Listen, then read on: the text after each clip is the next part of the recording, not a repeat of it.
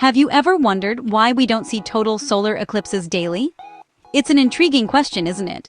These celestial events, where day turns into night, and the sky holds an eerie yet beautiful spectacle for us to behold, are not an everyday occurrence. Let's delve into the world of solar eclipses. What exactly is a solar eclipse? In simple terms, a solar eclipse happens when the moon, the closest celestial body to our planet, positions itself directly between the sun and the earth. This alignment casts a shadow on the earth, creating a temporary darkness that we refer to as a solar eclipse. Picture it as a grand cosmic dance, where the sun, moon, and earth synchronize their steps to create a spectacle of shadows and light. The moon, though much smaller than the sun, perfectly covers the sun's disk due to its relative proximity to Earth. For a few precious moments, the sun's brilliant light is blocked, leaving us in the moon's shadow. But if the moon orbits the Earth roughly every 28 days, you might wonder why we don't witness this celestial phenomenon more frequently. After all, doesn't it sound like the perfect setup for a daily solar eclipse? Well, the truth is, solar eclipses are rare events. They aren't something we get to see every day or even every month.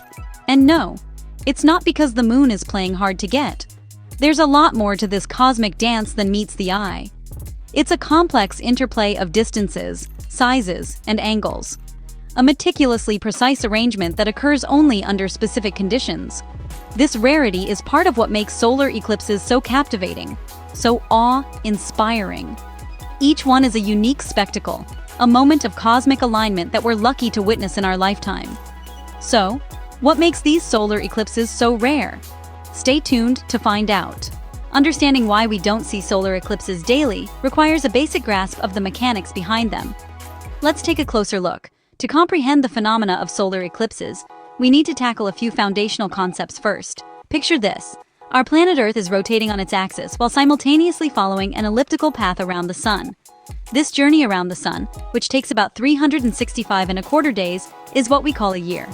Now, while Earth is busy doing its thing, the moon is also on its own journey, orbiting the Earth once every 27.3 days, give or take. This lunar orbit is what gives us the various phases of the moon, from the new moon to the full moon and everything in between. But here's where it gets interesting. The orbits of the Earth around the sun and the moon around the Earth aren't perfectly aligned. They're actually tilted at about 5 degrees to each other.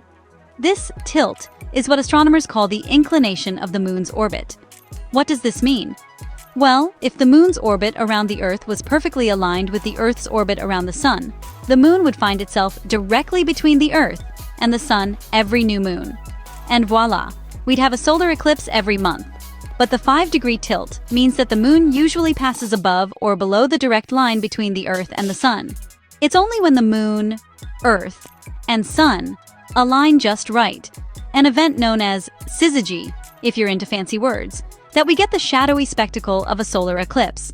This tilt is the first piece of the puzzle. But there's more to it.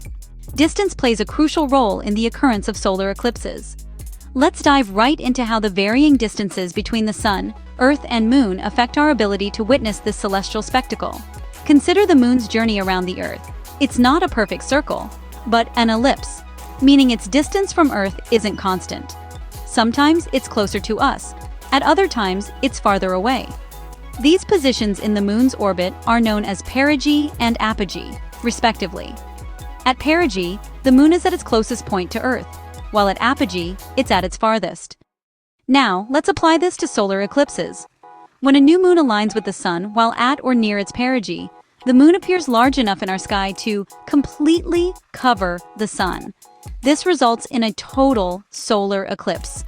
However, when this alignment occurs while the moon is at or near its apogee, the moon appears slightly smaller in the sky.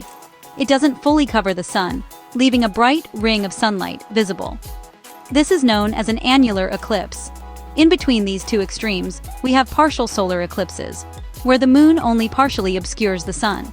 This happens when the new moon, sun, and Earth don't perfectly align, or when the moon is not at its closest point to the Earth. So, you see, the moon's distance from the Earth during its elliptical orbit determines whether a solar eclipse is total, partial, or annular. It's a delicate dance of celestial bodies, each step determined by distance and alignment. In conclusion, the moon's ever-changing distance from the Earth plays a significant role in the type and frequency of solar eclipses we see.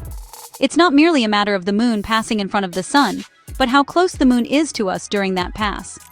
So, the moon's distance from the Earth is another key factor. But there's yet another component. The lunar cycle, or phases of the moon, also impacts the visibility of solar eclipses. Let's dive into the lunar cycle. The moon orbits the Earth about once every month, and as it does so, we see it in different phases. These phases are the various amounts of the moon's surface that we can see from Earth, illuminated by the sun. It starts with a new moon, waxing to a first quarter, then to a full moon, and finally waning back to a new moon. Now, the new moon phase is of particular interest when we talk about solar eclipses. This is when the moon is located between the Earth and the sun. But remember, this doesn't guarantee a solar eclipse. To understand why, let's take a closer look at the new moon phase. During a new moon, the moon's dark side is facing us, while the illuminated side is turned away. Although the moon is in the same region of the sky as the sun, it's usually not perfectly aligned for us to witness a solar eclipse. For an eclipse to occur, the moon needs to be directly in the path of the sun's light reaching Earth. This exact alignment only happens about once every 18 months. Why? Because the moon's orbit around Earth is tilted by about 5 degrees relative to Earth's orbit around the sun. So, most of the time, the new moon passes just above or below the sun from our viewpoint. Furthermore, this new moon phase only occurs once every 29.5 days. Even then, the alignment and distances must be just right for a solar eclipse to occur.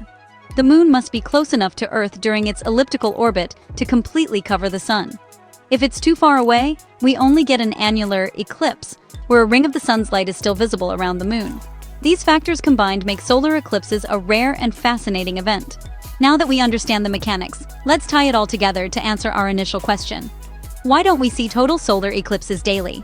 Well, it all boils down to 3 main factors: the tilt of the Earth's and moon's orbits, the varying distances between the Earth, Moon, and Sun, and the lunar cycle. Firstly, the Earth and the Moon don't orbit in the same plane. The Moon's orbit is tilted by about 5 degrees relative to Earth's orbit around the Sun. This means that the Moon spends most of its time either above or below the line between Earth and the Sun, preventing the 3 bodies from aligning perfectly and causing a solar eclipse. Secondly, the distances between the Earth, Moon, and Sun are always changing. The Earth and Moon both follow elliptical orbits, not perfect circles. So, the Moon isn't always at the right distance to completely cover the Sun from our perspective. Sometimes it's too far away and appears smaller than the Sun, resulting in an annular eclipse where a ring of sunlight is still visible. Lastly, the phases of the Moon also play a significant role. A new moon phase is required for a solar eclipse to happen. Remember, the Moon orbits the Earth approximately once every 29.5 days, meaning we only have a new moon, and thus a chance for a solar eclipse, roughly once a month. However, because of the tilt of the Moon's orbit and the varying distances, most new moons do not result in solar eclipses. In fact, on average, we only see a total solar eclipse somewhere on Earth once every 18 months or so. So, while it would be quite a sight, it's clear why we don't see total solar eclipses daily. Remember to appreciate the next one, as it's truly a cosmic coincidence.